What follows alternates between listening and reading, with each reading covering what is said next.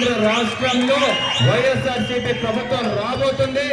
రెండోసారి జగన్మోహన్ రెడ్డి గారు ముఖ్యమంత్రి కాబోతున్నారు. దీన్ని ఎవడు ఆపలేడని చెప్పేసి కూడా ఈరోజు మీ అందరికీ కూడా తెలియజేస్తున్నా.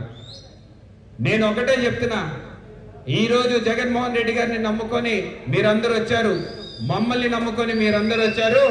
మిమ్మల్ని ఎవరికి కూడా అన్యాయం చేసే ప్రశ్నే లేదు. మీరందరూ కూడా గర్వపడేలాగా మీకు ఆదర్శంగా నిలుస్తాను అని చెప్పేసి కూడా తెలియజేసుకుంటున్నా. నేను ఒక ఎమ్మెల్యేని